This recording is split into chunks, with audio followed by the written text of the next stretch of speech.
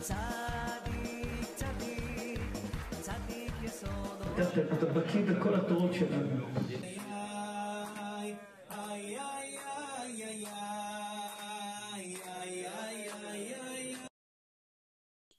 Regardez la question que pose la Gemara. Gemara sous grand page 41 dit que le troisième Beth Amikdash va devenir du ciel tout près. Comme on a lu dans Nachem, tu l'as détruit avec le feu, tu vas le faire revenir du ciel avec le feu.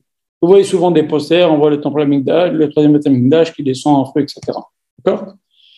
D'ailleurs, on le dit, Mikdash Hashem, connais-nous Yadecha. Hashem, c'est toi qui vas le faire. Hashem, le Mikdash d'Hashem, c'est Hashem que tu l'as fait avec Yadecha, avec tes mains.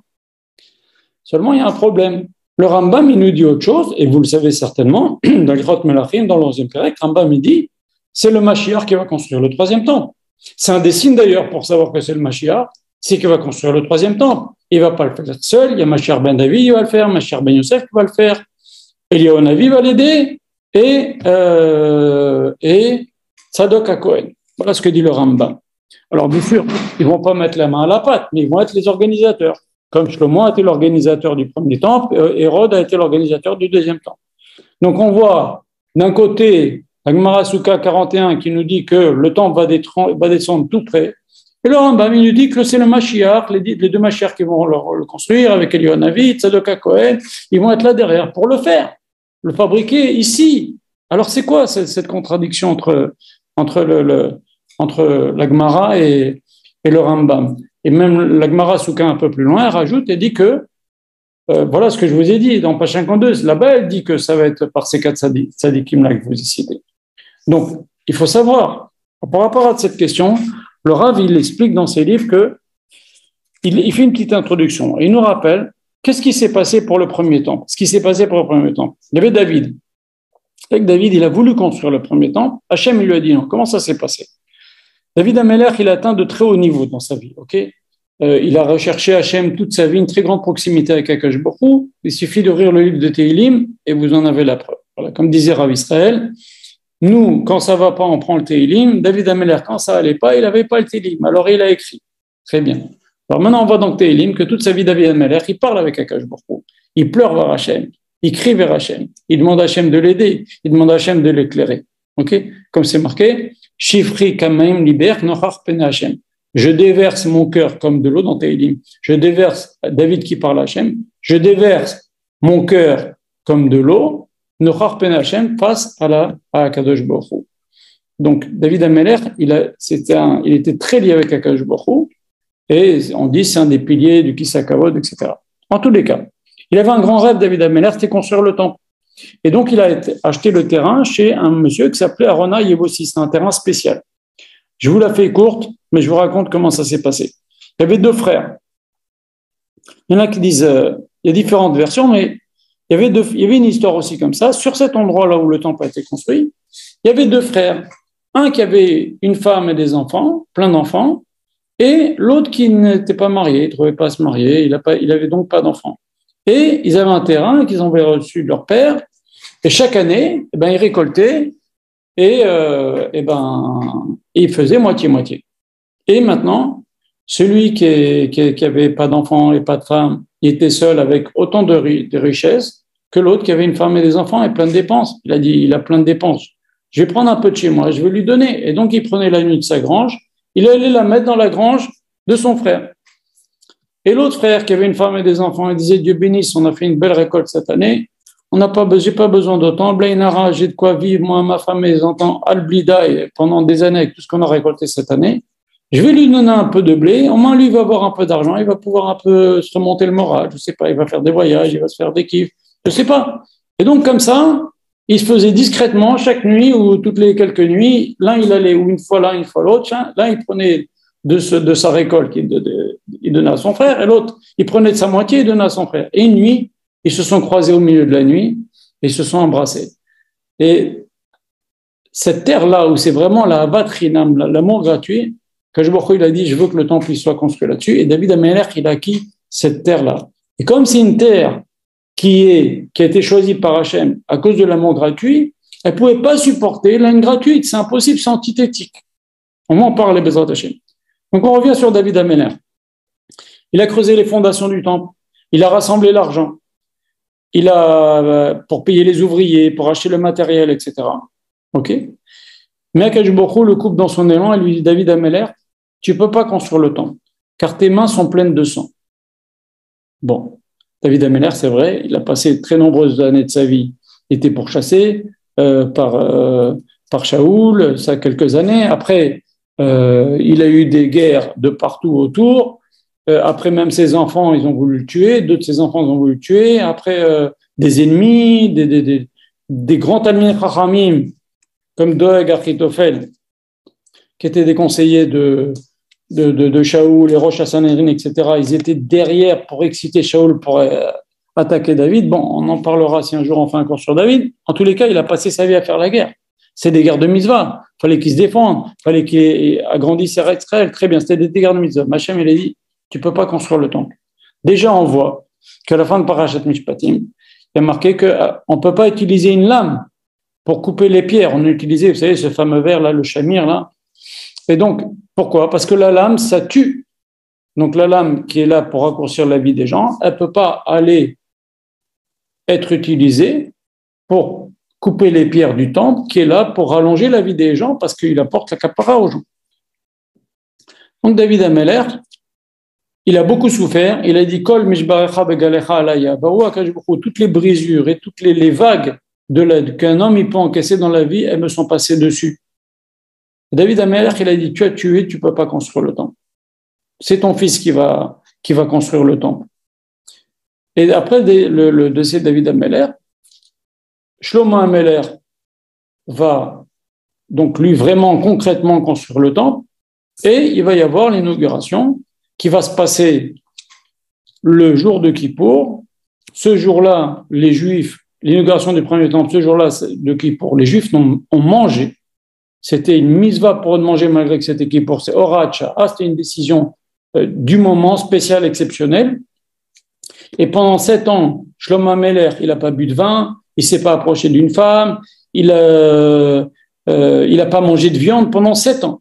Bon, il a fait une grosse erreur, c'est que la veille de l'inauguration du temple, il s'est marié avec la fille de Paro, avec, comment elle s'appelle, la fameuse femme, là, Batia, elle s'appelait, c'est le Gilgoul de l'autre Batia, bon, on ne va pas parler de ça, mais à cause de ça, Akadosh Baruch Hu, il a dit, au moment où il s'est marié, la veille de l'inauguration du temple, au moment où il s'est marié avec cette femme-là, Akadosh Baruch Hu, il a envoyé des anges pour planter le début du début de la ville de Rome. Les Chachamim nous disent, quand tu construis l'un, tu détruis l'autre. Tu construis Jérusalem, tu détruis Rome. Tu détruis Jérusalem, tu construis Rome.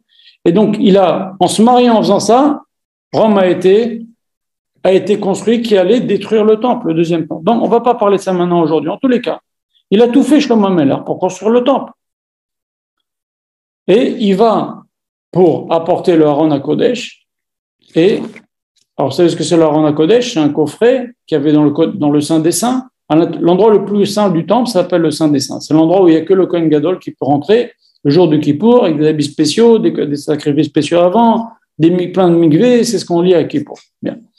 Et dedans, il y va une fois par an, le jour du Kippour, il fait 2-3 entrées comme ça et il ressort. Quelques secondes et il ressort. Et attention, s'il a une mauvaise pensée, il peut mourir sur place.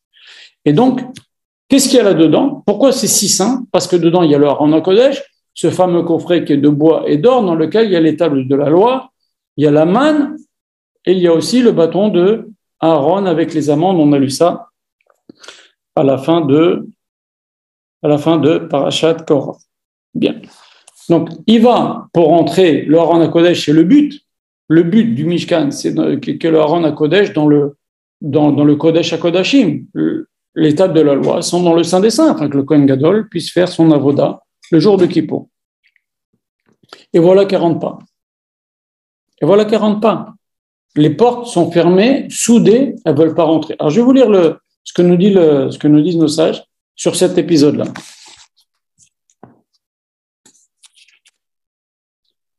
Gemara, il nous dit dans Masechet Shabbat, page 30, il nous dit Amar Biouda Marav, Madirtiv, Ase Imit Lotova. Qu'est-ce que ça veut dire quand David Améler l'a dit dans Tehilim, Hachem, Ase Imit Lotova? Montre-moi un signe positif. Ok? Veiru Sonai, Veyebushu, afin que mes ennemis voient et honte. David Améler, il avait plein d'ennemis, même dans Israël, et ils n'arrêtaient pas de se moquer de lui. Quand David Amelech allait au Beth Midrash, lui disait, David Amelech, c'est quoi la punition d'un mec qui fait l'adultère? Il n'a pas fauté l'adultère, mais ça ressemble, ça fait un chul Hashem, on en parlera aussi un autre jour si tu veux oublier. Et donc, il avait des ennemis. Il y avait des gens qui attendaient qu'une chose, c'est la perte de David. David Amelech a dit à Kodesh Baruch Hu, Ribono shel olam, est-ce que tu me pardonnes ce que j'ai fait, cette faute-là avec Bathsheba?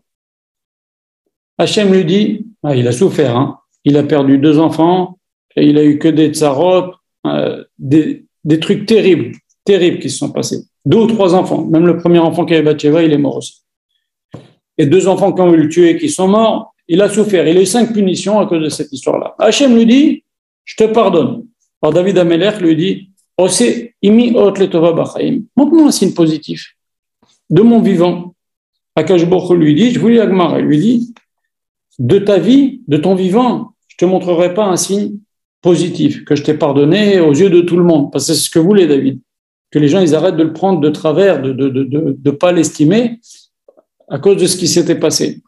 Il dit, je peux pas. Hachem lui dit, de ton vivant, je ferai rien. Mais après ta mort, je ferai un signe pour que tous tes ennemis ils comprennent ta valeur et que je t'ai pardonné. Alors, c'est quoi ce fameux signe?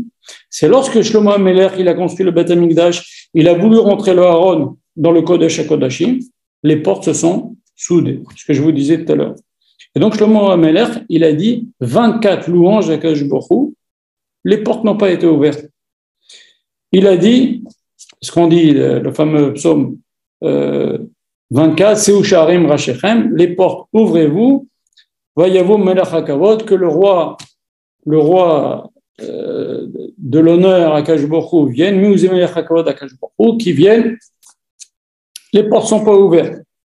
Il a dit, alors il est venu, il a dit, Hachem Elohim, Shoma Melech a dit, Hachem mon Dieu, Al Teshev Pene Meshichecha, ne me fais que j'ai pas honte, ne me laisse pas sans répondre à ma demande. Zacha David Avdecha, rappelle-toi des chassadim, du bien que faisait David mon père. Tout de suite, boum, les portes se sont ouvertes. Et à ce moment-là, justement, c'est ça le signe qu'Akash Baruch Hu avait promis à David. De ton vivant, je ne te ferai pas un signe que tu as été agréé et pardonné, mais après ta mort, je le ferai. C'est à ce moment-là, le jour de l'inauguration du Beth Amikdash. Et donc, on voit que au moment le plus crucial, après 7 ans de préparation pour la construction du Mishkan, Shlomo Amelech, il va pour rentrer le Aaron, il n'arrive pas. Et grâce à qui rentre le Aaron? Grâce à son père qui est mort 7 ans avant, qui a voulu, qui l'a désiré, qui a prié. David Amelech, il a prié, il a désiré, il a tout fait pour avoir le temple.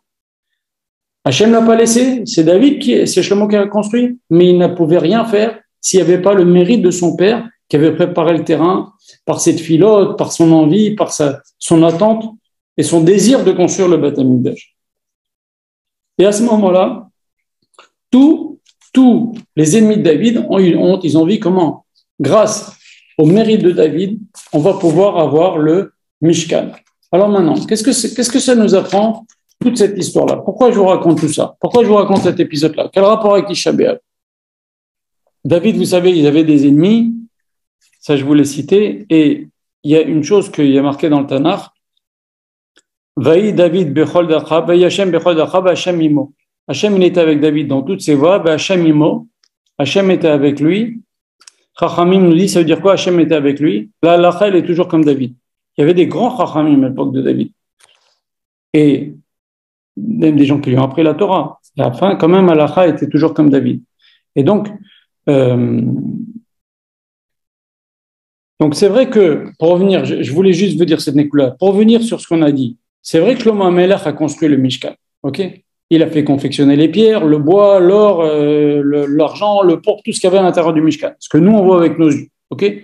Mais on a vu dans cet épisode que je viens de vous lire, c'est que c'est le projet, c'est l'attente, c'est la volonté de David Amelech et le mérite de David Amelech qui a fait qu'on peut l'utiliser ce Mishkan. Sinon on n'aurait pas pu mettre l'Aron HaKodesh, un temple dans lequel il n'y a pas l'Aron HaKodesh, dans le Kodesh HaKodashim. C'est comme le deuxième temple. Le deuxième temple, il n'y avait pas l'Aron HaKodesh. Dans le Kodesh HaKodashim, il était vide, le Kodesh HaKodashim. Il y avait 5 choses qui manquaient dans le deuxième temple. Et donc, le temple de David, de Shlomo Amelech, il aurait été comme un édifice vide s'il n'y avait pas eu le mérite de son père. C'est comme un être humain. Un être humain, il y a ce que le père et la mère font.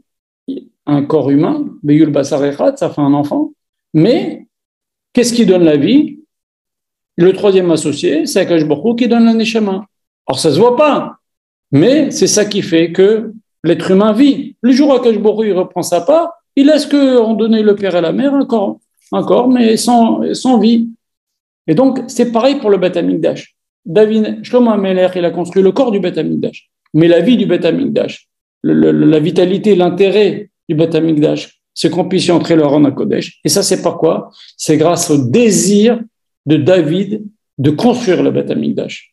Et tout ce qu'il a préparé, tout ce qu'il a voulu, tout ce qu'il a prié pour lui-même construire. C'est ça qui a donné de la vitalité, de la vie et au Beth Amikdash et qui a permis que l'on rentre le Kodesh HaKodashim. Donc, comme nous disent nos Chachamim, il y a Marshava Tova Mestarefa le Maaseh. Il y a la Marshava et il y a l'action. Il y a la Marshava de David de construire le temple, de prier, de préparer, de supplier, de demander, d'avoir envie du temple. Et il y a l'action, le Maaseh de Shlomo. Les deux se rajoutent. Marshava Tova, la Marshava Tova de David, se rajoute à Maaseh de Shlomo. Et donc, c'est vrai que pour le troisième temple, comme on a vu dans le Rambam, c'est le Mashiach ben Yosef, Mashiach ben David, Eliyahu, Tzadok HaKohen qui vont construire le temple. Mais d'où va venir cette Kedusha qu'il y a dans le temple? Elle vient du ciel. Elle va venir du ciel directement. Et comment elle est fabriquée? Elle est fabriquée tous les jours. C'est ce qu'on dit dans la Mida. Ba'ochata Hashem, Boné Yerushalayim. C'est au présent. Hashem, tous les jours, il construit le temple. Alors, avec quoi il construit? Tout ce que nos Chachamim nous disent, celui qui fait ça, il construit une pierre à Beth Amikdash. Celui qui fait un couple kasher, qui respecte Tarat HaMishpah, etc., il construit une pierre à Beth Amikdash. Mais c'est pas tout. Quand nous faisons le deuil sur la destruction du temple, quand nous faisons Teshuvah sur Sinatrina, quand nous prions pour le temple, quand nous faisons Tikkun Chatzot, quand nous faisons, on va s'asseoir par terre, on va pleurer le jour de Tisha B'Av, etc., l'Ikinot, etc., et bien, Akadosh Baruch Hu, il construit la Kedusha du Beth Amikdash qui va faire descendre du ciel. La Kedusha du ciel du Beth Amikdash, elle va descendre. Nous, les tzadikim que les cités vont le construire, mais la Kedusha du Beth Amikdash, ça, elle se construit, et nous la construisons grâce à nous. C'est nous qui la construisons à Akadosh Baruch Hu, Boné Yerushalayim au présent, grâce à nous, grâce à notre attente. Comme David, grâce à notre attente, grâce à notre demande, grâce à notre filote. Voilà. C'est la neshama, la pureté du temple, elle va descendre directement du ciel, mais c'est grâce à nous. Grâce à justement ce qu'on va faire pendant cette période-là. Et c'est pour ça que cette période-là, j'ai titré le cours, une période de construction. Parce qu'en vérité, à chaque fois qu'un juif s'endeuille sur la destruction du temple, et qui veut, bien sûr, qu'est-ce qu'on veut? On veut la rehausser. On ne se contente pas de s'endeuiller sur la destruction du temple. On veut qu'il soit reconstruit. Eh bien, c'est le ratson, comme le ratson de David. On est en train de faire Marshava Tova, mais Sarah Maaseh. Les bonnes pensées, l'attente et le désir d'Ibn Israël, c'est ça qui va se rajouter avec l'action de Mashiach ben Yosef, ben David, etc., qui vont construire, Eliyahu Hanavi et Tzadok HaKohen, qui vont construire le troisième Beth Amikdash. Et maintenant, c'est cet désir, si vous voulez, de le voir exister et nos prières qui vont le faire venir. Voilà. Donc il y a la construction physique et il y a la construction spirituelle de quelque chose. Et l'âme du troisième temple, c'est nous, comme je vous l'ai dit, voilà, dans tous les sens. Et c'est ce que nos Chachamim nous disent. Autrement dit, ils disent, qu'est-ce qu'ils disent nos Chachamim? Ils nous disent, tout celui qui ne s'endeuille pas sur Jérusalem ne verra pas, tout celui qui voit s'endeuille sur Jérusalem est méritant, on verra la reconstruction. Et celui qui ne prend pas le deuil sur Jérusalem ne verra pas la reconstruction. Ben, c'est normal. Quand tu t'endeuilles, tu prépares la reconstruction, toute la Kedusha du troisième Beth Amikdash, elle va venir grâce à justement à tout le deuil qu'on a pris sur soi. Voilà. Donc en fait, quand on désire la reconstruction du temple, et on y pense souvent, quand on regrette la destruction et qu'on vit le deuil de cette période, eh ben on construit la profondeur, la vitalité et l'âme du troisième temple. Et on prépare l'avenue du Mashiach. Voilà. Et ça, c'était une ékouda, c'est pour ça que c'est une période de construction. Et c'est ça, Ben Hametzarim. Il y a la mauvaise limite, parce que c'est une période de rigueur, c'est une période de difficulté, c'est une période de danger, c'est une période où il y a pas un mazal très mauvais. Et d'un autre côté, il y a une bonne limite, parce qu'on est en train, avec ce deuil et cette demande et cette filote, et c'est toute ça la route qu'on respecte bien, Bezrat Hashem, et ben on est en train de demander à Akadosh Baruch Hu de nous faire descendre un troisième Beth Amikdash.